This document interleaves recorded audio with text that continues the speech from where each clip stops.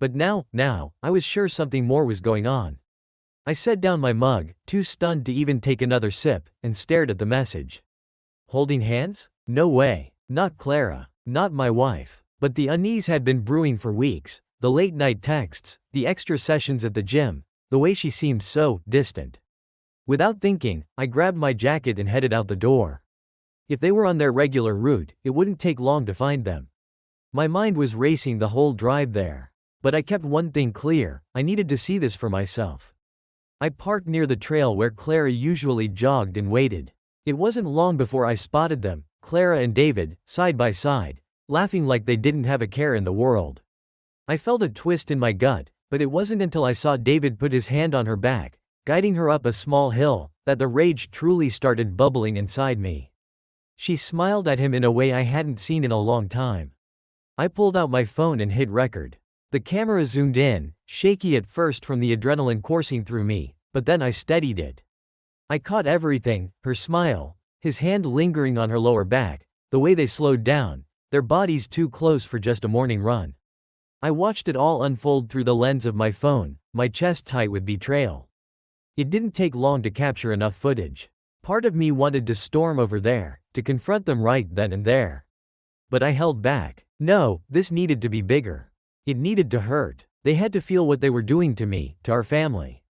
I waited until they disappeared down the trail, then walked back to my car, my mind racing with what I'd do next. This wasn't just some fling that would go unnoticed. Everyone needed to know. I opened the group chat with all the parents from Josh's school and attached the video.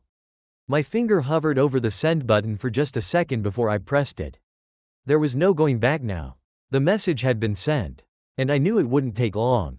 The parents at Josh's school were a tight-knit group, constantly exchanging gossip about who was doing what. The moment that video hit their phones, it would spread like wildfire. My phone buzzed with notifications, but I ignored them.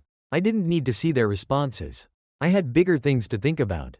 The drive home felt surreal, like I was moving through a fog. My hands gripped the steering wheel so tightly that my knuckles turned white. I couldn't shake the image of Clara and David laughing together, his hand resting on her back as if he had any right. By the time I walked through the front door, Clara was already there, sitting on the couch, scrolling through her phone with a confused look on her face. She didn't even hear me come in. Her eyes were glued to the screen, her brows furrowed in concern. "They know," I said, my voice cutting through the silence like a blade. Clara's head snapped up, her face pale. "What are you talking about?"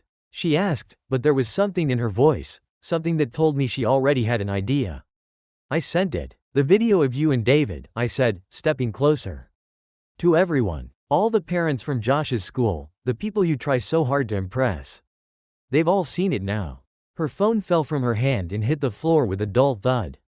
For a moment, she just stared at me, her mouth opening and closing like she was trying to find the right words, but nothing came out. The shock in her eyes gave way to anger. "How could you do that?" she whispered, her voice trembling. "How could you just ruin everything?" I let out a bitter laugh. "Ruin everything? Clara, you ruined everything the second you decided to start screwing around with him. Don't you dare turn this on me." She stood up, her hands shaking, but she didn't move any closer. "It wasn't like that, Matt. It was just running. You're blowing this way out of proportion." "Out of proportion?" I repeated, my voice rising. "You think this is just about running? I have the video, Clara. I saw how you looked at him, how he touched you. You think I'm stupid?" Clara flinched but quickly regained her composure. "It's not what you think," she said, her voice steadier now, like she was trying to convince herself as much as me. "We're just friends, Matt. Nothing happened." I stepped forward, my anger bubbling to the surface. "Don't lie to me. Not after everything. Our son saw you two together. Josh saw it. How long did you think you could hide this from me?" "From him?" She didn't have an answer for that. Instead, her eyes darted to the side, avoiding mine. I could see the guilt starting to crack through her tough exterior, but I wasn't about to let up. "David's finished," I said, crossing my arms. "I sent the video to the school. He won't be coaching anymore. He won't be running with you anymore. And as for us, we're done too." The weight of those words hung in the air, and for the first time since I walked in, Clara looked scared. "What do you mean?" she asked quietly, her voice barely above a whisper. "I mean I'm taking the kids," I said, my voice cold. "I'm filing for divorce. You've betrayed me, betrayed our family, and I'm not going to let you pretend like this can just go away. Her face crumpled, and for a moment, I thought she might break down in tears. But then, just as quickly as the fear had come, the anger returned. You think you're the victim here? You've been distant for months, Matt. You barely even look at me anymore. Maybe if you paid attention. Don't you dare, I interrupted, my voice shaking with rage. Don't you dare try to put this on me? I wasn't the one sneaking around, lying to my family. That was all you. For a moment, neither of us said anything.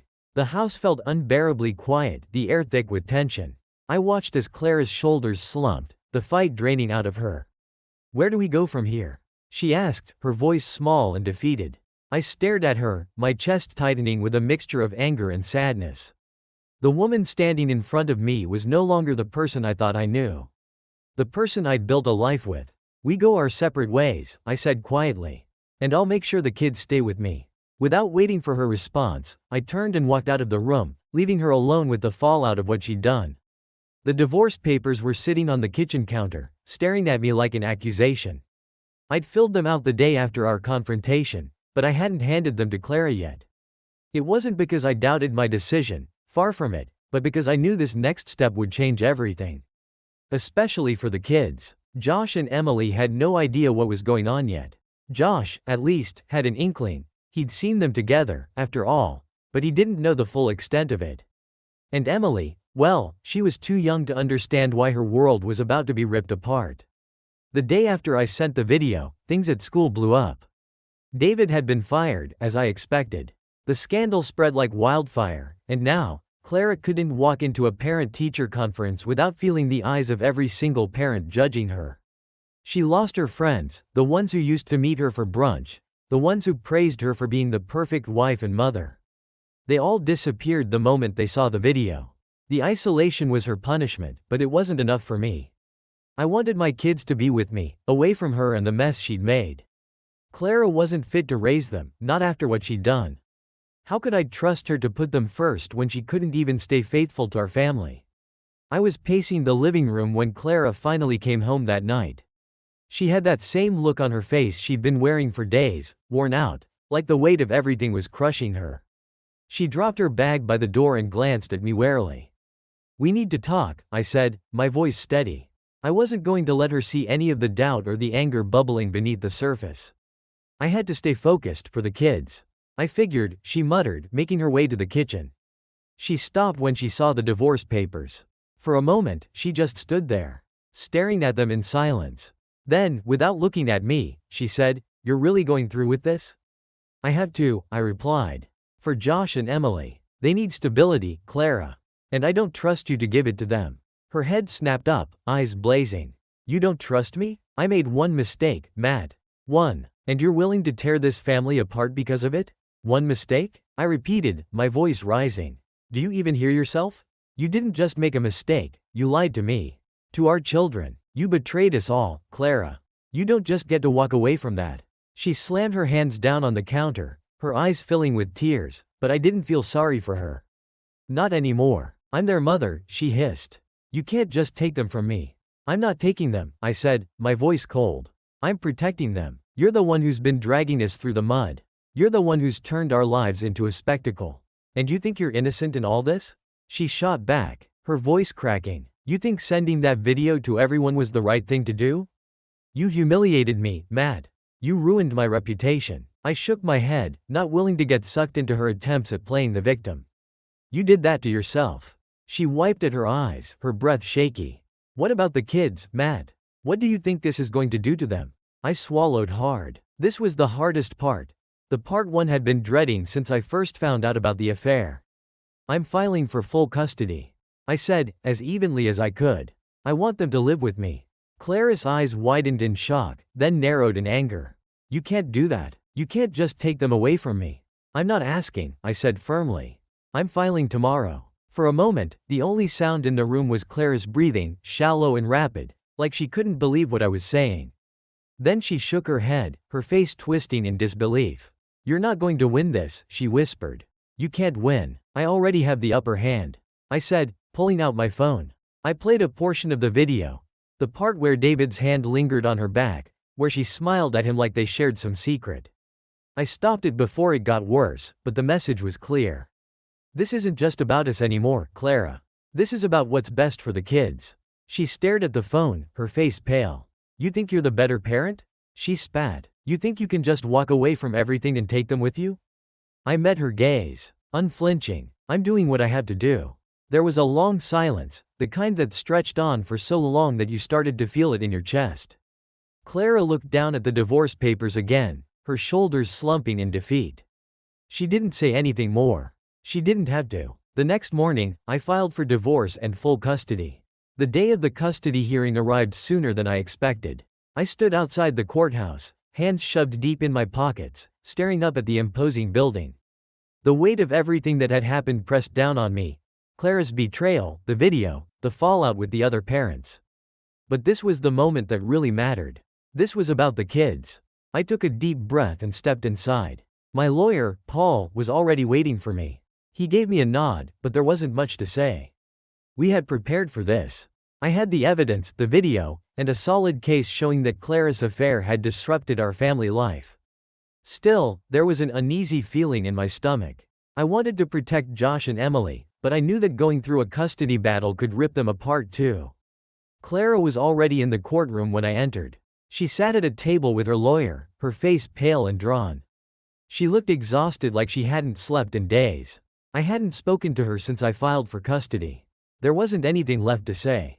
The judge, a stern-looking woman with sharp eyes, called the court to order, and we all stood. As the hearing began, I found myself zoning out. My lawyer presented our case, detailing Clara's affair, the video I had sent to the school parents, and the effect it had on the kids. He argued that Clara's actions had caused instability in the home and that I should be awarded full custody. Clara's lawyer countered by portraying me as vengeful, claiming that sending the video was an act of cruelty designed to humiliate Clara. They painted her as a devoted mother who had made a mistake but was still capable of raising the children. The back and forth felt like a whirlwind, and I couldn't help but glance at Clara every so often. She sat there, stone-faced, not meeting my eyes. The tension between us was thick, and I could see it was taking everything in her to hold herself together. Then came the moment I had been dreading. The judge asked us both to speak. I stood up, my heart pounding in my chest, and took a deep breath before facing the judge. Your Honor, I'm not here to punish Clara, I began, my voice steady but tight. This is about what's best for our children. Clara's affair, it's more than just a mistake. It's a betrayal that has hurt our family, and it's affected Josh and Emily. I want them to have a stable, secure home, and right now, I don't believe Clara can provide that. The judge's eyes stayed on me, unreadable, and I sat back down, my hands gripping the edges of the chair. Clara stood next, her voice quiet but firm. I know what I did was wrong, she said, glancing at the judge before finally looking at me. I made a mistake, but that doesn't change how much I love my kids. I'm still their mother, and I want to be there for them. They need both of us, Matt, not just you. Her words hung in the air, and for a moment, I felt a pang of doubt. Did I really believe taking the kids away from her was the right thing to do? But then I remembered the lies, the betrayal, and the way she had destroyed our family. The anger returned, hardening my resolve. The judge dismissed us, saying she would review everything and make her decision soon. I left the courtroom feeling drained, the tension still knotted in my stomach. A week passed before we got the call. I was at work, staring blankly at my computer screen when Paul's name lit up on my phone. My stomach dropped as I answered. It's time, he said simply. I headed back to the courthouse, my mind racing with what the judge's decision might be. I hadn't told the kids much about the case, just that their mom and I were figuring things out. They didn't need to be dragged into the mess. Not yet, but depending on what happened today, their lives were about to change in a big way. Clara was already sitting in the courtroom when I arrived, looking as tense as I felt. Neither of us spoke. There was nothing left to say. When the judge finally entered, the air in the room felt suffocating. She didn't waste time with pleasantries. She got straight to the point. I've reviewed the evidence, the testimonies, and the impact this situation has had on the children, she began, her voice steady and firm. It's clear that both parties have been deeply affected by this, and that both parents care deeply for their children. I felt my heart pounding in my chest, my hands clenched into fists under the table. I could barely breathe as she continued. However, the judge said, glancing between the two of us, the children's well-being must come first. I find that while the actions of Mrs. Bennet have caused significant disruption, the children still need the presence of both parents in their lives. I felt my stomach drop. This wasn't going how I had hoped. Therefore, she continued, I am awarding joint custody, with primary physical custody going to Mr. Bennet. There was a rush of relief, but it was tempered by the fact that this wasn't a total victory. Clara would still have access to the kids. She wouldn't be completely cut off from them. The children will reside with Mr. Bennet, but Mrs. Bennet will have scheduled visitation and shared decision-making regarding their upbringing. The judge concluded, this court believes it is in the best interest of the children to maintain a relationship with both parents, despite the circumstances. I exhaled slowly, trying to process the verdict. It wasn't exactly what I had wanted, but it was enough. I would have the kids with me. I could protect them, give them stability.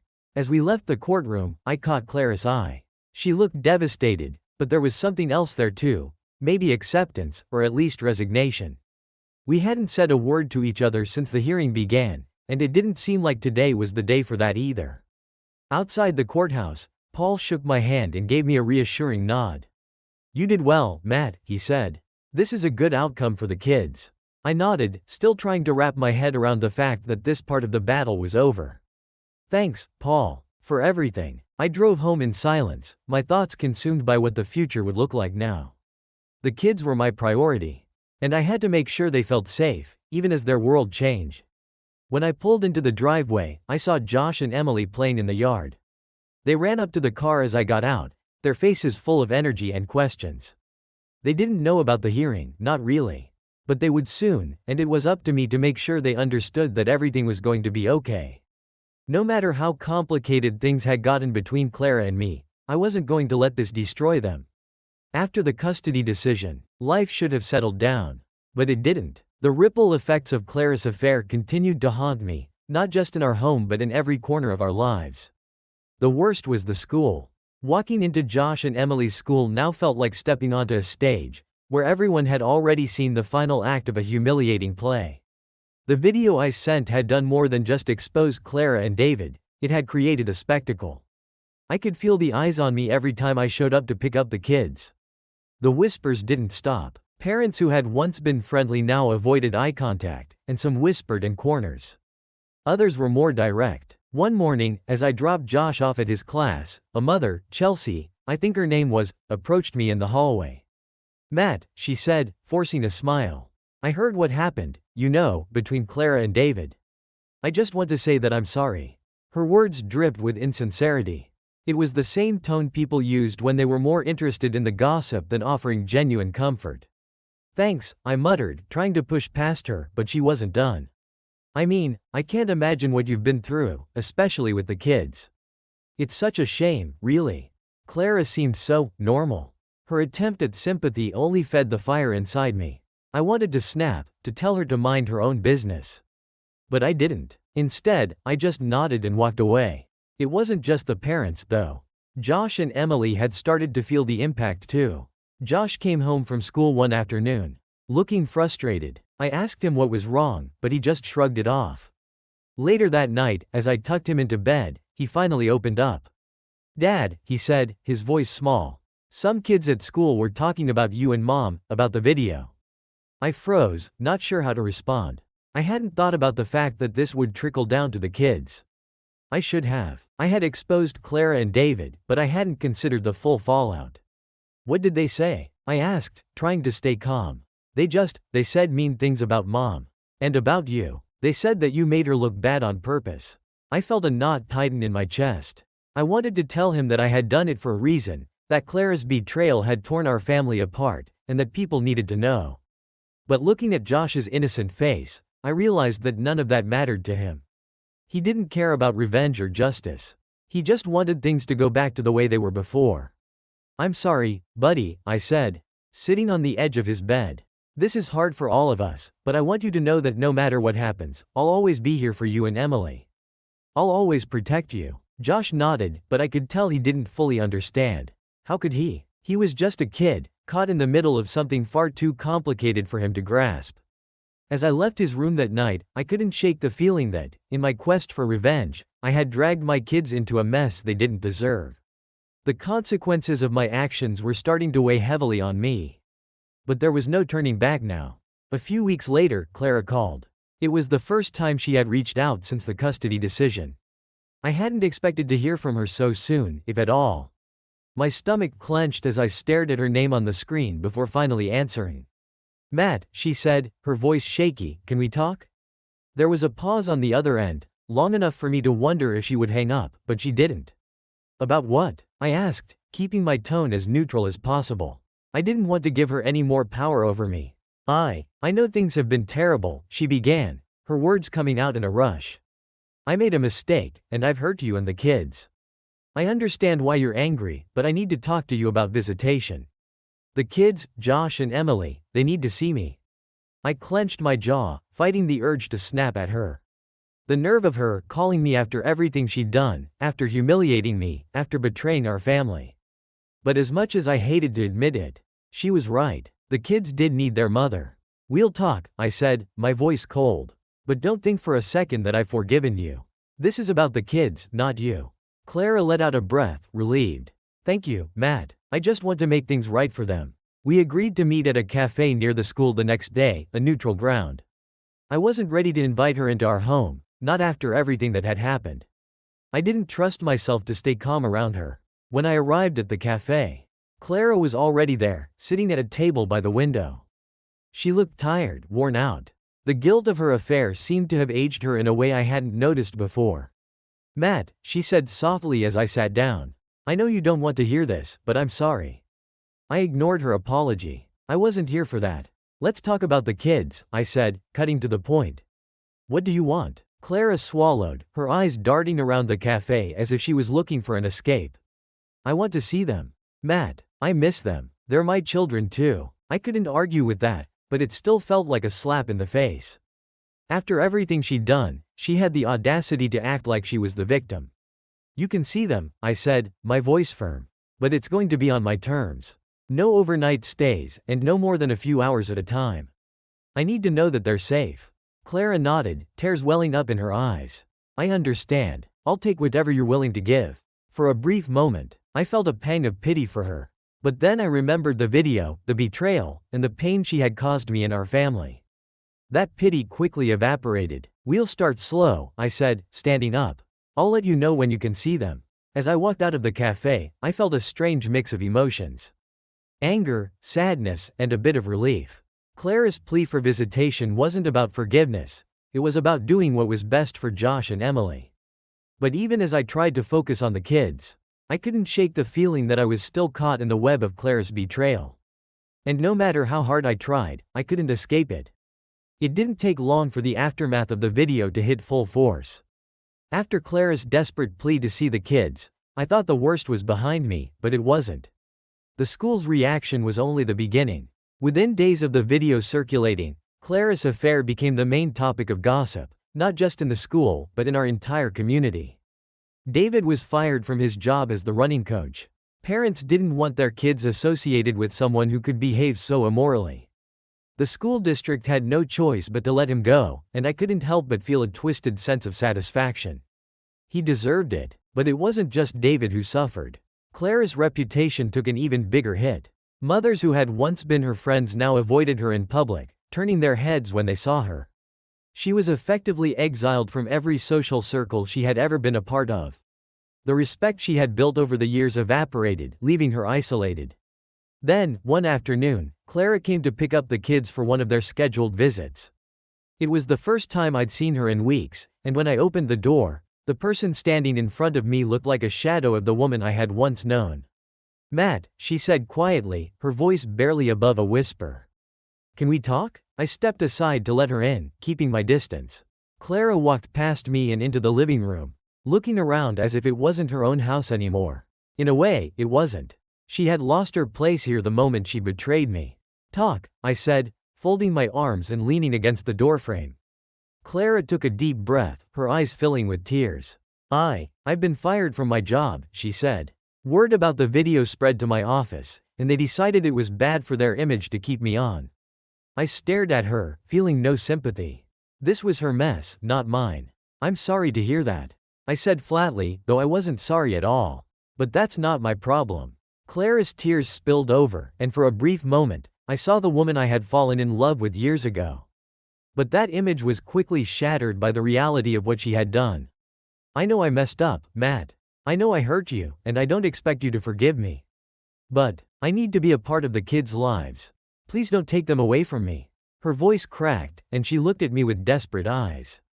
But I couldn't let my guard down. Not after everything. I'm not taking them away from you, Clara, I said, trying to keep my emotions in check. You'll still see them, but you need to understand something. You made your choices, and now you have to live with the consequences. I'm not going to make this easy for you. Clara nodded, wiping her tears with the back of her hand. I know, she whispered. She left shortly after, taking the kids for their visit, but as I watched them drive away, I couldn't shake the feeling that the fallout of this affair had only just begun. If I thought Clara losing her job would be the final blow, I was wrong. What came next was far worse than I could have imagined. The day after our conversation, I received a letter from Clara's lawyer. She was contesting the custody arrangement, seeking joint custody of Josh and Emily.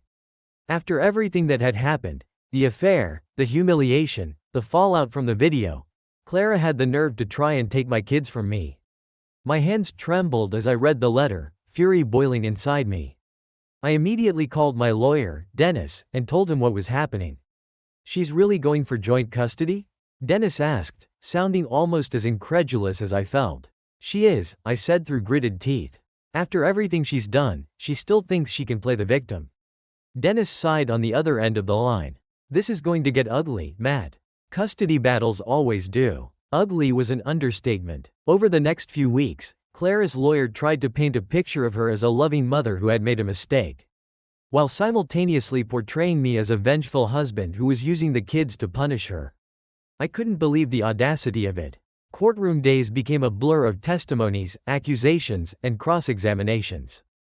Clara cried on the stand, talking about how much she loved Josh and Emily, how she regretted the affair, and how she was willing to do whatever it took to make things right for the sake of our children. I sat there, clenching my fists under the table, listening to her spin her sob story. While my lawyer tried to keep the focus on the facts, her betrayal, the disruption it had caused to our family, and the chaos that followed the video. But the judge wasn't interested in revenge or who was to blame for the affair. All they cared about was the well-being of the kids, and that terrified me. Because despite everything, Clara was still their mother. Finally, it was my turn to speak. I stood up and looked directly at the judge. Your Honor, I began, my voice steady but laced with emotion. I'm not here to punish Clara. What she did to me, to our marriage, that's between us. But my children, Josh and Emily, they deserve stability. They deserve a home where they feel safe, where they don't have to worry about their mother's reckless choices affecting their lives. I've done everything I can to provide that for them, and I will continue to do so. The courtroom was silent as I finished. I sat back down, feeling drained but determined. I wasn't going to let Clara win this. Not after everything. When the judge finally made their ruling, it was a compromise, like these things often are. Clara would get joint legal custody but limited physical custody. She would see the kids every other weekend, under supervised visitation until she could prove she was fit to have unsupervised time with them. It wasn't the complete victory I had hoped for, but it was better than losing them to her entirely. As I walked out of the courtroom that day, I felt a strange mix of relief and bitterness. Clara had paid a heavy price for her affair, but so had I, and even though I had come out on top in the custody battle, the war between us was far from over. After the custody ruling, things seemed to settle into a tense, uncomfortable routine. Clara would come by every other weekend to see Josh and Emily. The supervised visits were awkward at best, with a social worker present to monitor the interactions. I could see it on Clara's face every time. How much it killed her to be seen as an unfit mother. How much the affair had cost her in every sense of the word. But in the quiet moments when the kids weren't around, I could sense the growing desperation in her. The public shame, losing her job, her friends abandoning her, it was taking its toll. Her appearance changed. Clara, once so put together, looked worn out, like life was being drained from her. Her eyes were constantly red and puffy, her hair unkempt, and her clothes seemed hastily thrown on. I won't lie. A part of me took satisfaction in it. Seeing her pay for what she did, for ruining everything we had built together, felt like some form of justice. But then there was another part of me, the part that had loved her for so many years, that couldn't help but feel a pang of pity. This was the mother of my children.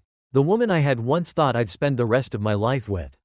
One Saturday afternoon, during one of her visits, Clara asked to speak to me in private. I had just finished making lunch for the kids when she approached me in the kitchen.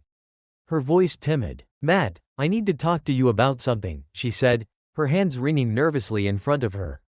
I crossed my arms and leaned against the counter. "What is it?" She hesitated, biting her lip before speaking. "I've been struggling. I'm having a hard time finding a new job. No one wants to hire me after what happened. The video, the affair, it's out there, and people know." I didn't respond right away. I knew this was coming eventually, but hearing it out loud from her still felt strange. "I don't know what you want me to say, Clara," I finally replied. "You made your choices." She sighed deeply, her shoulders slumping in defeat. "I know I did, but I'm trying to move forward for the kids. I don't want to keep letting them down." I could see the genuine regret in her eyes, but regret didn't change what had happened. I couldn't forget, and I sure as hell wasn't ready to forgive. But for the kids' sake, I didn't want her completely broken either.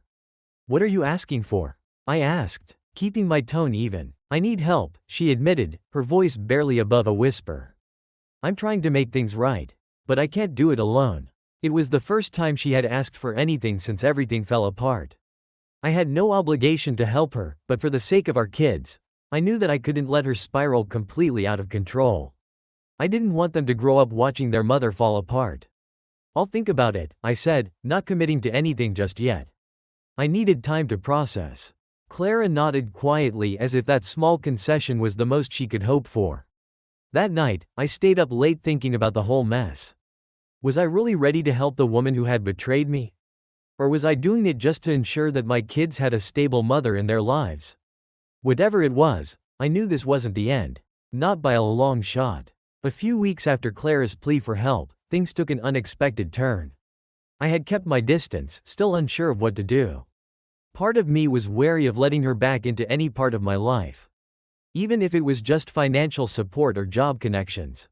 But then, out of nowhere, she called me late one night. It was past 10, and the kids were already asleep when my phone buzzed on the nightstand. I glanced at the screen, seeing Clara's name, and immediately felt a sense of dread. She never called this late. "Hello?" I answered cautiously. "Matt." Clara's voice was trembling, and I could hear the fear in it. "Something's happened." What's going on?" I asked, sitting up in bed, my heart starting to race. David came by tonight," she said, her voice shaky. "He's been drinking. He got violent." I felt a cold chill run down my spine. "Are you okay? Are the kids okay?" "The kids aren't with me tonight, thank God," she said quickly. "But he threatened me, Matt. He said he'd ruin my life even more if I didn't. I don't know. He was drunk, saying things that didn't make sense. I'm scared." David, of course. The one who started all of this. I had been so focused on Clara's role in the affair that I hadn't thought much about him since the video. But now, hearing that he had come back into the picture in this way, it reignited a fire in me. "Did you call the police?" I asked, trying to keep calm for her sake. "No," she said, her voice small. "I didn't know what to do. I didn't want to make things worse. I didn't know who else to call." I clenched my jaw, torn between anger and a strange sense of responsibility. David had crossed a line. No matter what Clara had done, she didn't deserve to be threatened like this. "I'm coming over," I said, already getting out of bed and throwing on clothes. "Matt, no, you don't have to," she started, but I cut her off. "I'm coming over," I repeated firmly. "Stay inside. Don't open the door for anyone. I'll be there soon." I hung up the phone and grabbed my keys, my mind racing as I headed out the door. This wasn't just about Clara anymore. It was about keeping my kids safe, making sure they weren't dragged into more chaos because of David's reckless behavior. When I arrived at Clara's place, I saw her sitting on the couch, wrapped in a blanket, her face pale and tear-streaked. She looked up at me with wide, scared eyes as I stepped inside. "Did he come back?" I asked, scanning the room for any signs of disturbance. "No, he's gone," she said, her voice barely audible. "I don't think he'll come back tonight, but I'm scared, Matt." I don't know what he'll do next. I sat down across from her, still unsure of how to process everything. Clara's affair had torn our lives apart, but now, seeing her like this, vulnerable, scared, I couldn't just walk away. We'll figure this out, I said quietly, even though I wasn't sure what figuring it out would look like. I'll make sure you and the kids are safe. Clara looked at me, her eyes filled with a mix of relief and something else I couldn't quite identify. In that moment, I realized that despite everything, despite the pain and betrayal, there was still a part of me that felt responsible for her. Maybe it was for the sake of our children. Maybe it was something deeper. But whatever it was, I wasn't ready to let her face this alone. And I wasn't ready to let David get away with what he had done, again. The following days were filled with a mix of anxiety and frustration. Clara didn't hear from David again, but the threat still lingered. Every time my phone rang, I expected it to be bad news. I couldn't shake the feeling that something worse was coming. The police had been notified about the incident, and they took a report, but without any concrete evidence of David's threats, there wasn't much they could do. It left us in a tense state of limbo. One evening, just as I was finishing dinner with the kids, I got another call from Clara. I answered, bracing myself for more bad news. "Matt, I just saw David. He's at the track, at the park near the kids' school. He's acting like nothing happened, like everything's normal," she said, her voice tight with anger. "He was talking to some of the other runners like it's all fine." That was it. That was the last straw. I wasn't going to let this drag on any longer. David couldn't just waltz around as if nothing had happened after threatening her. He had already destroyed enough. "Stay put," I told her. "I'm going to handle this." I hung up the phone and turned to Josh and Emily, who were still sitting at the table. I didn't want to leave them alone, but I couldn't let this wait. "Guys, I need you to stay here. I'll be right back," I said, trying to sound calm. "I'm going to take care of something." Josh, now old enough to sense when something was wrong, looked at me with concern. "Is everything okay, Dad?" I forced a smile, hoping to ease his worries. "Yeah, everything's fine. Just a quick errand." I didn't waste any more time. I grabbed my jacket and headed out the door, the cold air biting at my skin as I made my way to the park. The drive was short, but my mind was racing the whole time. I wasn't sure what I was going to do when I saw David, but I knew I had to put an end to this once and for all. When I arrived at the park, I saw him right away. He was standing near the running track, talking casually with a couple of people, completely oblivious to the havoc he had caused. My blood boiled just seeing him so nonchalant, like he hadn't threatened Clara's life or ruined our family. I walked straight toward him, not caring if anyone else was watching. I was done playing nice. "David," I called out, my voice loud enough to cut through the chatter around us. He turned, and for a split second, I saw a flicker of surprise in his eyes. Then, he smirked, like he had been expecting this. "Matt," he said coolly, raising his hand in mock greeting. "What brings you here?" "I think you know exactly why I'm here," I said, my voice low and steady, though every muscle in my body was tense. He chuckled, glancing around at the other runners, who were now looking in our direction. "Look, man, I get it. You're upset. But this isn't the place for drama." "Drama?" I took a step closer, my fists clenched at my sides. "You came to Clara's place, drunk, threatening her. You think that's not a big deal?" David shrugged, still playing it off like it was nothing. "I don't know what she told you, but it wasn't like that." "Don't lie to me," I snapped, my patience gone. "I don't care what you think you can get away with. I'm done letting you mess with her life, with our family." He sighed, his cocky demeanor finally cracking. "Look, I made a mistake, okay? Things got out of hand. But it's over. I'm not looking for more trouble. You should have thought about that before you showed up at her door," I said, my voice hard. "Because if you ever come near her again, or my kids, I won't just be having a conversation with you." The threat hung in the air between us, and for the first time, I saw real fear in David's eyes. He knew I wasn't bluffing. He nodded slowly, backing away a step. "All right, man, I get it," he said, raising his hands in surrender. "You won't see me again. I'll stay away." I didn't move, watching him carefully as he turned and walked off the track, his shoulders slumped in defeat. The tension in my chest slowly started to release, but I didn't feel any satisfaction. This wasn't a victory. This was just survival. I stood there for a moment, taking in the cool night air, trying to calm the storm still raging inside me. I had put David in his place, but the damage was already done. And as much as I wanted to believe that this was the end of it, I knew there were still pieces to pick up. A few days passed after my confrontation with David, and to my relief, Clara hadn't heard from him again. I had hoped that would bring some peace, but the reality of what we had been through still hung heavy in the air. Clara's reputation was still in shambles, and our family's dynamic was irreparably changed. The kids sensed it too.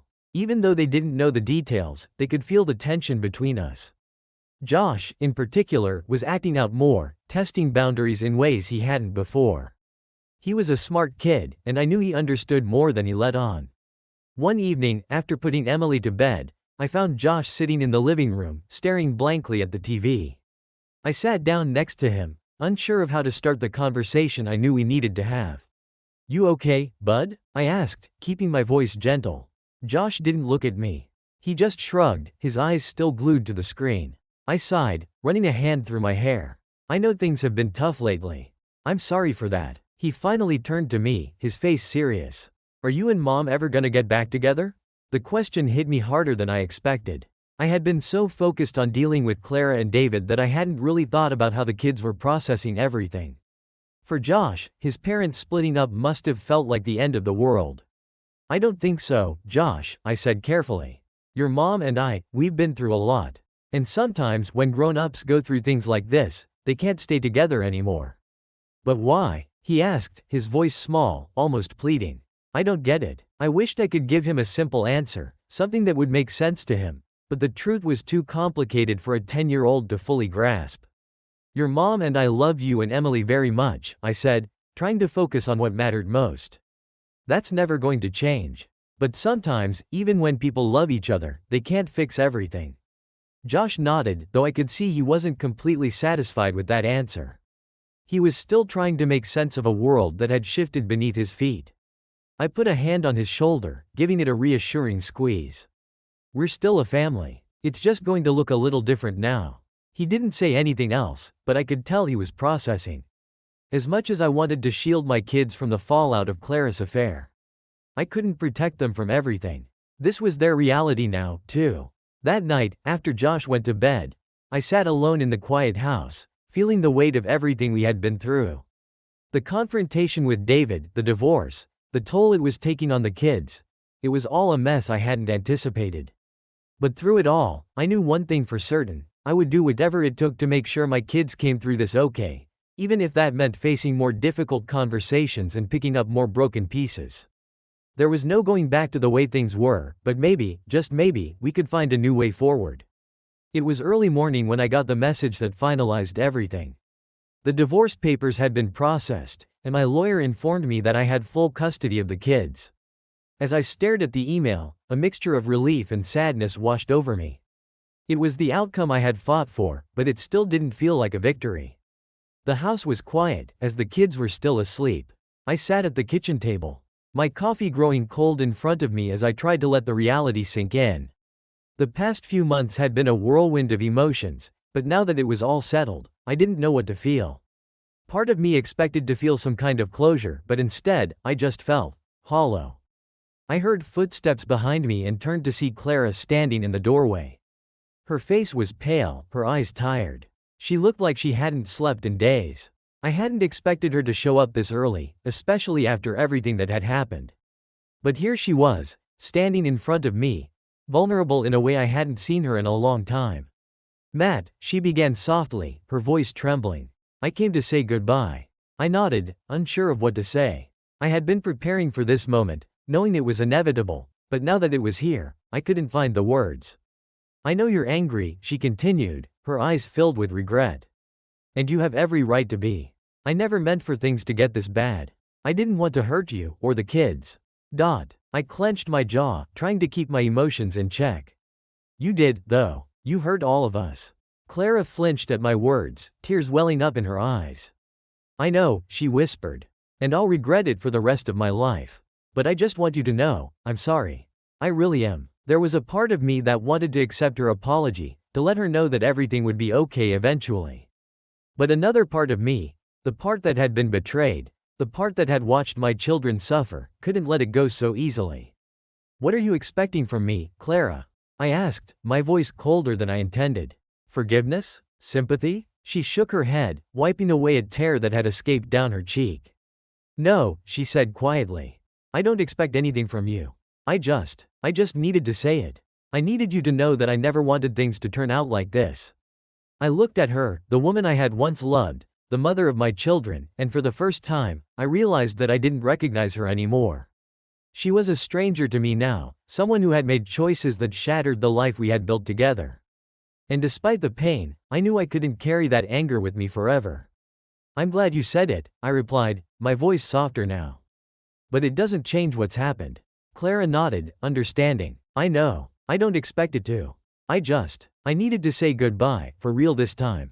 She took a step toward me, hesitating for a moment before speaking again. Take care of them, Matt. I know they're better off with you. I'm just not ready to be the mother they need right now. Hearing her say that broke something inside me. As much as I had been angry with her, as much as I had wanted revenge, the reality of her abandoning the kids felt like another betrayal. I wanted to yell, to tell her that she needed to step up and be their mother, that she couldn't just walk away from them like this. But I knew it was pointless. If she wasn't ready to be there for them, then forcing her wouldn't help. I'll take care of them, I said, my voice firm. You don't have to worry about that. She gave me a small, sad smile. I know you will. There was a long silence between us as we stood there, both of us knowing that this was the end.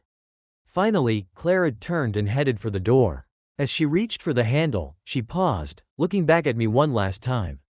Goodbye, Matt. Goodbye, Clara. And just like that, she was gone. I stood there for a while after she left, staring at the empty doorway, trying to process everything. It was strange, knowing that this chapter of my life was over. There was no more waiting for answers, no more hoping for things to be different. This was it. I heard movement from upstairs. The kids were waking up. I pushed aside the feelings swirling inside me and went to make breakfast. Life had to go on. I had responsibilities now, and no time to dwell on what had been lost.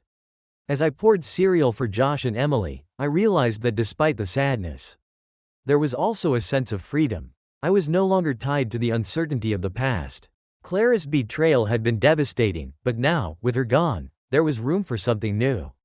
Something better. I wasn't sure what the future held for me and the kids, but I knew one thing: we were going to be okay.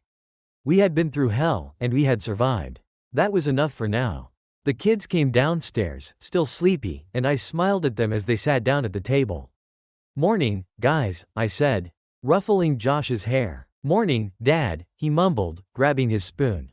As I watched them eat, I felt a sense of peace I hadn't felt in a long time. It wasn't the perfect ending I had once imagined, but it was the beginning of something new. Something we could build together. And for the first time in months, I felt hopeful.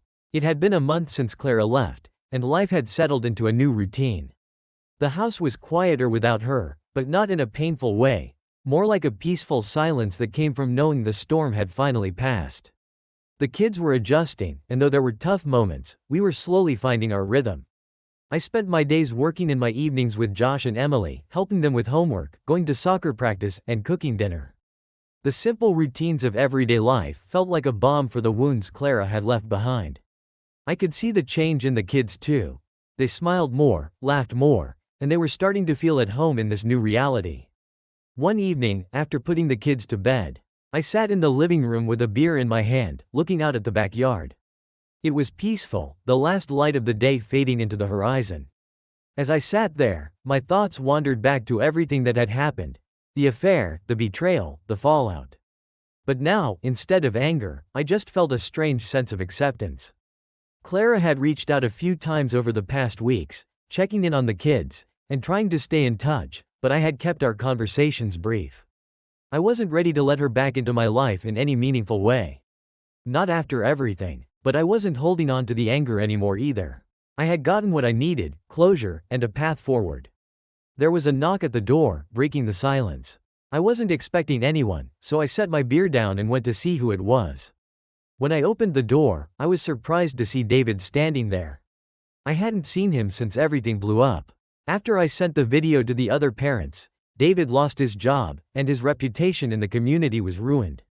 He had tried to reach out to me once, but I hadn't responded. Now, seeing him standing on my doorstep, I wasn't sure what to expect. Matt, he said, his voice quiet, almost hesitant. Can I talk to you for a minute? I considered slamming the door in his face. After all, this was the guy who had slept with my wife, the guy who had been part of tearing my family apart. But something in his expression stopped me. He looked broken, defeated. Yeah, okay, I said, stepping aside to let him in. David entered the house, his shoulders hunched. And we sat down at the kitchen table. He didn't make eye contact, just stared down at his hands as he fidgeted nervously. I don't really know what to say, he began, his voice barely above a whisper. I know I screwed up. I know I hurt you and your family. And I'm not here to make excuses. I just wanted to apologize. I sat there, watching him. This was the man who had blown up my life, the man who had been part of the worst betrayal I had ever experienced. And yet, looking at him now, I couldn't summon the same fury I had felt before. I lost everything, he continued, his voice cracking. My job, my reputation. Clara and we don't even talk anymore. I've been trying to figure out how to make things right, but I know there's no going back. I needed to tell you that I'm sorry. I let his words sink in, unsure of how to respond. A few months ago, I would have dreamed of this moment, David, on his knees, apologizing for everything. But now that it was happening, I realized I didn't need his apology. It wouldn't change anything. What was done was done. I'm not going to pretend that what you did didn't hurt, I said finally, my voice calm but firm. You betrayed me. You destroyed my marriage. But I've moved on from that. I'm not going to let your actions control my life anymore. David nodded, looking down at his hands again. I understand, he said quietly. I just wanted you to know that I'm sorry. We sat in silence for a moment, the weight of everything that had happened hanging in the air between us. And then, to my own surprise, I spoke again. I forgive you, I said, the words coming out slowly. Not because you deserve it, but because I need to let it go. I've got my kids to think about. I've got my life to live. I don't want to carry this around anymore. David looked up at me, his eyes filled with a mix of surprise and gratitude. Thank you, he whispered. That means more than you know. I stood up, signaling that the conversation was over. Take care of yourself, David, I said, walking him to the door. As he left, I closed the door behind him and leaned against it for a moment. I hadn't expected to forgive him, but now that I had, I felt a weight lift off my shoulders. For the first time in a long time, I felt truly free. I went back to the living room, picked up my beer, and sat down again. The sky was dark now, the stars just beginning to peek through. And as I sat there, I realized something. This was the beginning of the rest of my life. Clara was gone. David was gone. But I still had my kids, my home, my future. I didn't know what was next, but I knew one thing for sure, I wasn't defined by their betrayal anymore. I was more than that.